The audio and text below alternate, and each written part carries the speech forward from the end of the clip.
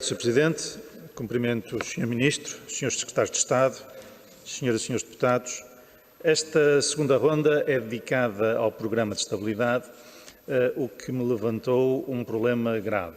E o problema é que eu não tenho documento para discutir, ou melhor, tenho um documento intitulado Programa de Estabilidade 2020, mas, de facto, esse documento não tem as características de um programa de estabilidade, nomeadamente a fundamental, que é servir de documento de orientação estratégica das finanças públicas nos próximos anos, ou nem sequer no corrente ano. O Governo argumenta que este documento respeita os requisitos formais definidos nas orientações da Comissão Europeia.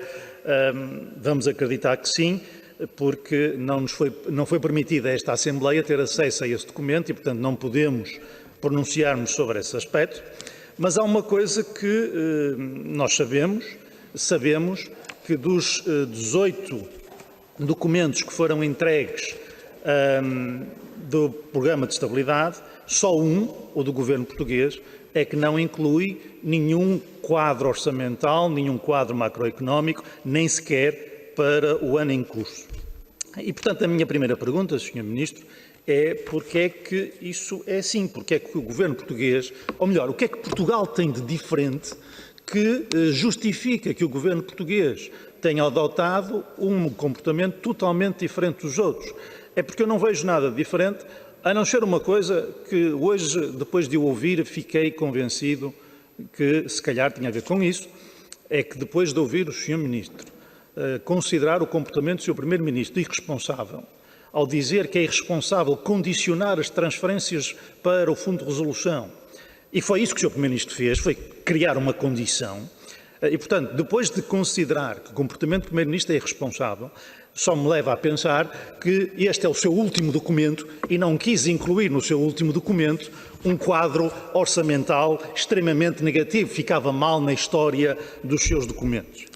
Mas se não é assim, explique-nos, por favor, porque é que Portugal, o Governo português, foi o único a adotar esse princípio. E porque isto é importante, não é meramente formal. É importante porque este documento, Programa de Estabilidade, deve definir as balizas que orientam as políticas futuras. E para isso podemos ter uma ideia das restrições orçamentais. É para isso que o documento foi criado, para definir a restrição orçamental.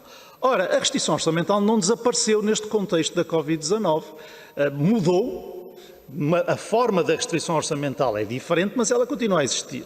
Deixou de haver uma restrição baseada no valor do déficit, pelo menos enquanto esse déficit for motivado exclusivamente por fatores conjunturais e por medidas excepcionais e transitórias. Se for assim, o valor do déficit não é relevante, mas é relevante a capacidade de financiamento.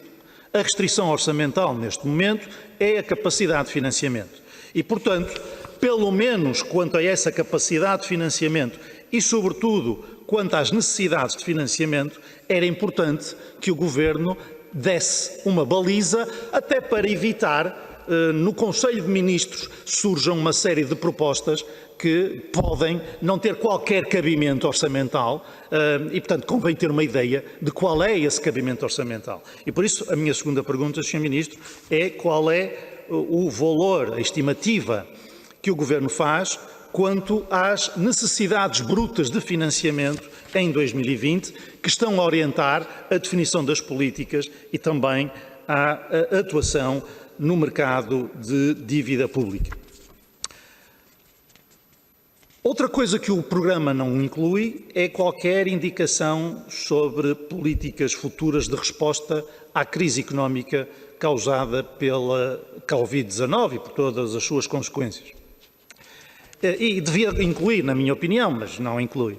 Mas, uma vez que estamos a discutir o Programa de Estabilidade, eu gostaria de discutir esse aspecto, que me parece fulcral neste momento, é saber quais são esses tipos de política económica. Eu não vou entrar em discussões de medidas concretas, o PSD... Muito obrigado, Sr. Presidente, eu estou com atenção, mas também lhe peço-lhe um pouco da tolerância que tem demonstrado com o Sr. Ministro, comigo também. Muito obrigado. Só mais uma última questão que eu tenho para colocar ao Sr. Ministro. Portanto, dizia eu que há Eu não vou discutir as medidas concretas, o PSD apresentou propostas, na essência daquilo que foi conhecido até agora, não podemos divergir em alguns aspectos, mas a base, o princípio, estamos de acordo, mas quanto às medidas de resposta na retoma, é que nós temos ouvido algumas sugestões que me deixam preocupado e gostaria de ouvir a opinião do Sr. Ministro sobre isso. Nomeadamente quando ouvimos alguns, até responsáveis políticos, defender que a solução económica para a retoma seriam grandes programas de investimento público em infraestruturas. E a minha pergunta, Sr. Ministro, é esta: é se o Sr. Ministro considera que um programa de investimento público em infraestruturas, com exceção eventualmente na saúde, onde essas infraestruturas se revelaram mais importantes neste momento, mais necessárias. Portanto, tirando da discussão a saúde, nas outras áreas todas, a minha pergunta é se o Sr. Ministro considera que um programa de investimentos que tem um desfazamento temporal, um inside lag e um outside lag tão grande como acontece nesses programas, que da decisão à implementação e da implementação aos efeitos de arrastamento, se essa é a resposta correta ou se é preferível medidas de apoio aos rendimentos e de apoio à manutenção dos empregos das empresas. Muito obrigado.